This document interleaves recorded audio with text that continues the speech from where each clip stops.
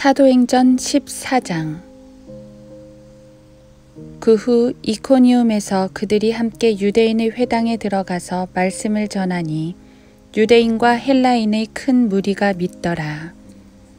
그러나 믿지 아니하는 유대인들은 이방인들을 선동하여서 형제들을 대적하여 악의를 품게 하더라. 그 후 그들은 오랜 기간을 머물며 주 안에서 담대하게 말하니 주께서는 자신의 은혜의 말씀을 증거하시고 또한 표적들과 이적들을 주셔서 그들의 손으로 행하게 하시더라. 그런데 그 성읍의 무리가 나뉘어져 한편은 유대인들을 지지하고 다른 편은 사도들을 지지하더라. 이방인들과 유대인들이 그들의 관원과 더불어 두 사도를 모욕하고 돌을 던지려고 달려들 때 그들이 이를 알아차리고 루카오니아의 성읍들인 루스트라와 더베와 그 근방으로 피신하여 그곳에서 복음을 전파하니라. 루스트라에는 발에 기운이 없는 한 사람이 앉아 있었는데 그는 모태로부터 절름발이가 되어 걸어본 적이 없었더라. 이 사람이 바울이 말하는 것을 듣고 있을 때 바울이 그를 유심히 보니 그에게 치유받을 만한 믿음 있는 것을 안지라. 큰 소리로 말하기를 내 발로 똑바로 일어서라 하니 그가 벌떡 일어나서 걷더라. 그때 무리가 바울이 행하는 것을 보고 그들의 음성을 높여 루카오니아 말로 말하기를 신들이 사람의 형상을 입고 우리에게로 내려오셨다 라고 하더라. 그리하여 바나바를 주피터라고 부르며 또 바울을 머큐리라 하니 이는 그가 주로 말하는 사람이기 때문이더라. 그때 그 성읍 안에 있던 주피터의 제사장이 소들과 화관들을 문 앞에 가지고 와서 무리와 더불어 제사를 드리려고 하더라. 그때 사도 바나바와 바울이 그 말을 듣고 자기들의 옷을 찢으며 무리 속으로 달려가서 외치며 말하기를 여러분 어찌하여 이 같은 일을 하느뇨? 우리도 여러분과 같은 성정을 지닌 사람으로 여러분에게 전하는 것은 이러한 어리석음을 버리고 하늘과 땅과 바다와 그 안에 있는 만물을 지으신 살아계신 하나님께로 돌아오라는 것이라. 지나간 때에는 하나님께서 모든 민족이 자기들의 길로 가는 것을 허락하셨지만 그분은 자신을 증거 없이 내버려 두지 않았으니 이는 그분이 선을 행하시고 우리에게 하늘로부터 비와 풍요한 계절을 주시며 음식과 기쁨으로 우리의 마음을 채우셨음이니라고 하더라. 이렇게 말을 함으로써 무리가 그들에게 제사를 지내지 못하도록 간신히 만류하니라. 그때의 안티옥과 이코니움에서 거기로 온 어떤 유대인들이 무리를 설득하여 바울을 돌로 치니 그가 죽은 줄로 생각하고 성읍 밖으로 끌어내더라. 그러나 제자들이 그를 애워싸고 섰는데 그가 일어나서 성읍 안으로 들어가더라. 그리하여 그 다음 날 바나바와 함께 더베로 떠나니라. 그들이 그 성읍에서도 복음을 전하여 많은 사람들을 가르치고 루스트라와 이코니움과 안티옥으로 다시 돌아가서 제자들의 혼을 강건케 해주고 그들이 믿음 안에 거하도록 권고하며 또 우리가 많은 환난을 거쳐서 하나님의 나라에 들어가야 한다고 말하니라. 두 사도는 각 교회에서 장로들을 선임하고 금식 기도하며 자기들이 믿는 주께 그들을 의탁하더라. 그들이 피시디아를 경유하여 팜필리아에 도착한 뒤 퍼가에서 말씀을 전하고 아탈리아로 내려와서 그곳에서 배로 안티옥을 향해 떠나더라. 그곳은 그들이 완수한 일을 위하여 전에 하나님의 은혜에 의탁받았던 곳이더라. 그들이 도착한 후 교회가 함께 모여 하나님께서 그들과 함께 행하신 일들과 이방인들에게 믿음의 문을 열어주신 것을 모두 설명하더라. 그 후에 그들은 한동안 제자들과 함께 그곳에 머무니라.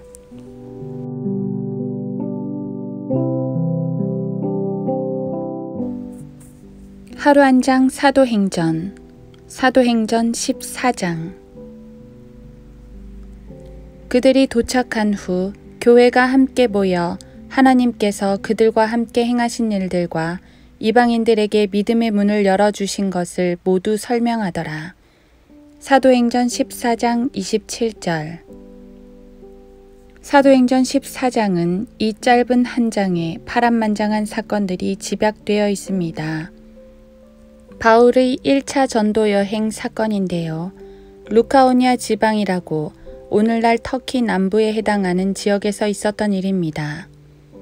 회당들에서 복음을 전하니 유대인과 이방인 중에서 많은 이들이 믿었지만 또 많은 이들은 바울을 대적합니다. 루스트라 성읍에선 태어날 때부터 다리 불구인 사람을 치유하자 그 지역 사람들이 바울과 바나바를 신으로 추앙합니다. 그걸 겨우 만류해 놓으니 이번에는 유대인들이 몰려와 사람들을 선동해 바울을 돌로 쳐버립니다. 바울은 이때 셋째 하늘에 끌려 올라가는 놀라운 경험을 하기도 하는데요. 고린도후서 12장 2에서 5절.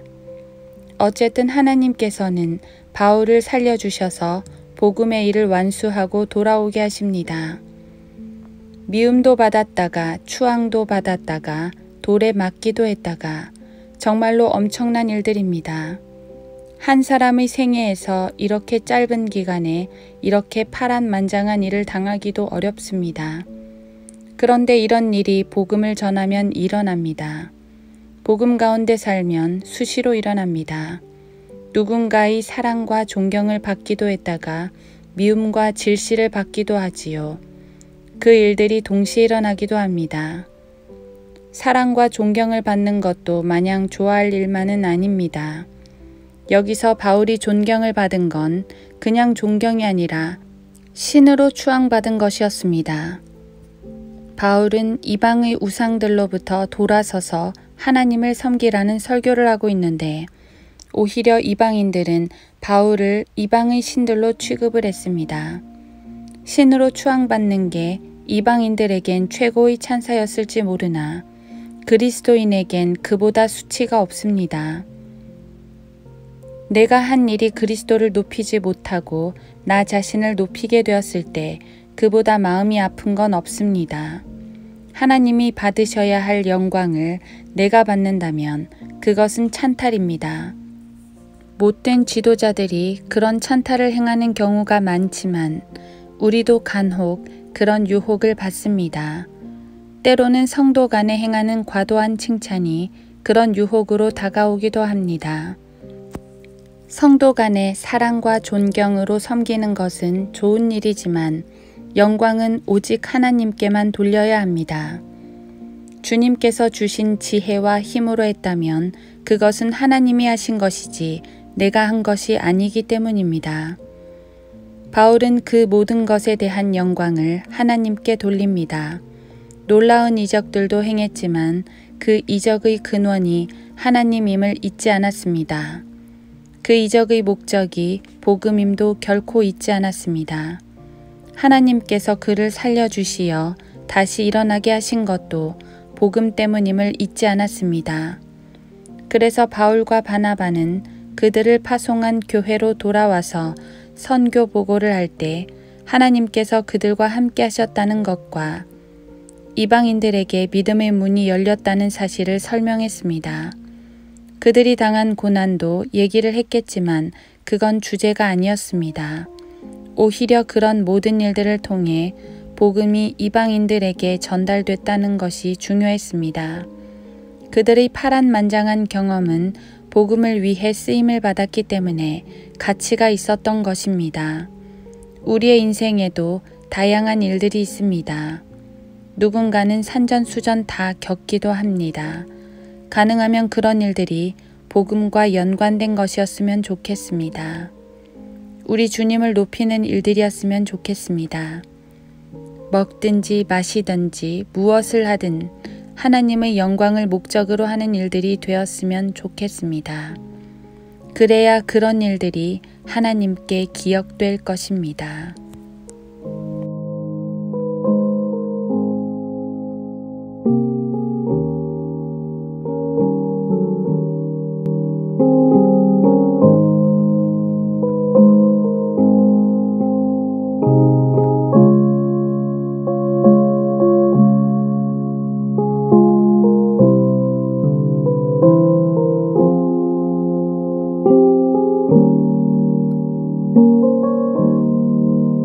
아멘.